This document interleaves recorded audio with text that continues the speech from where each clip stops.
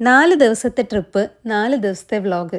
എന്ത് രസമല്ലേ കേൾക്കാൻ. എന്നാ എനിക്ക് പറയാനുള്ളത് ഇതിലും നല്ല രസമുള്ളൊരു കഥയാണ്. ഈ കഥേന്റെ പേരാണ് മിന്നുന്നതെല്ലാം പൊന്നല്ല ഭാഗം 1. ഒരു ട്രാവൽ വ്ളോഗിന് എന്തിനാന്ന് ഇങ്ങനത്തെ ഒരു പേര് എന്നുള്ളത് ഇതിന്റെ അവസാനം മനസ്സിലാവും. കാരണം ഞാൻ ഈ കഥയിൽ പറയാൻ പോകുന്നത് ഈ ട്രിപ്പിന്റെ വിശേഷങ്ങളല്ല, ഈ ട്രിപ്പിലെ ദുരന്തങ്ങളാണ്. നമ്മൾ ട്രിപ്പ് പോകും, പക്ഷെ എൻജോയ് ചെയ്യാൻ പറ്റില്ല. അങ്ങനത്തെ ഒരു മൂഡേനു ഈ ട്രിപ്പിന്. അധികം കൊണക്കാണ്ട് ഞാൻ കാര്യത്തിലേക്ക് വരാം. ഈ ദുരന്തങ്ങൾക്ക് pre trip, on the trip എന്ന് പറഞ്ഞിട്ട് 2 കാറ്റഗറി ഉണ്ട് കേട്ടോ. ആദ്യം ഞാൻ പറയാൻ പോകുന്നത് ട്രിപ്പ് പ്ലാൻ ചെയ്തപ്പോൾ മുതലുള്ള ദുരന്തങ്ങളാണ്. വെള്ളിയാഴ്ച ഫ്ലൈറ്റ് കയറാൻ വേണ്ടി എല്ലാം സെറ്റ് ആയിട്ടിരിക്കുന്ന സമയത്ത് അതിന്റെ മുന്നത്തെ തിങ്കളാഴ്ച എനിക്ക് ഏടുന്നുമില്ലാത്ത ഇതുവരെ ഇല്ലാത്ത നടുവേദന. നമ്മൾ എന്നിട്ട് പൊലച്ചക്ക് 3 മണിക്ക് കെട്ടിയെടുത്ത് പോയി എമർജൻസിയിൽ. 600 പറഞ്ഞ് മസിൽ പാസമാണ്, മരുന്ന് കുടിച്ചാൽ മതി മാറിക്കോളും. അങ്ങനെ മരുന്ന് കുടിച്ച് അതൊന്ന് സെറ്റ് ആയപ്പോഴത്തേക്ക് അതിന്റെ പിറ്റേന്ന് അടുത്ത അപ്ഡേറ്റ്, നമ്മൾ പോകുന്ന സ്ഥലത്ത് കാട്ടുതീ, ഇവാക്വേഷൻ, നാഷണൽ എമർജൻസി. അതൊരുവിധം ട്രാക്ക് ചെയ്ത് പ്രശ്നമില്ല എന്ന് മനസ്സിലായിട്ട് അതിന്റെ തൊട്ട് പിറ്റേന്ന് അടുത്ത ദുരന്തം, എയർ കാനഡ സ്ട്രൈക്ക്.